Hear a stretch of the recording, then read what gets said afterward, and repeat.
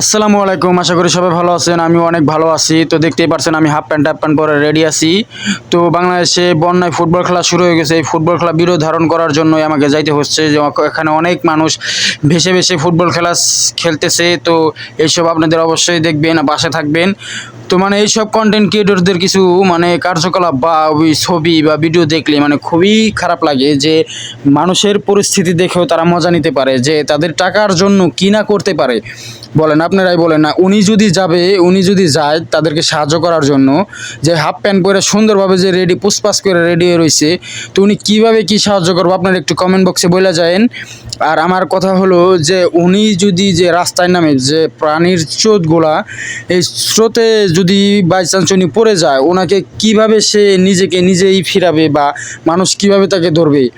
মানে আপনারাই বলেন, কি এমন দরকার যে তার এইভাবে মানুষকে সাহায্য করার জন্য? হ্যাঁ, সাহায্য করার অনেক উপায় আছে।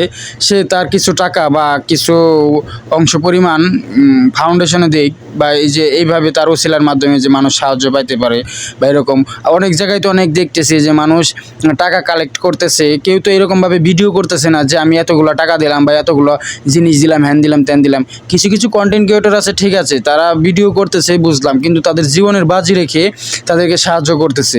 আর উনি কিভাবে কি সাহায্য করবো আপনারাই বলেন।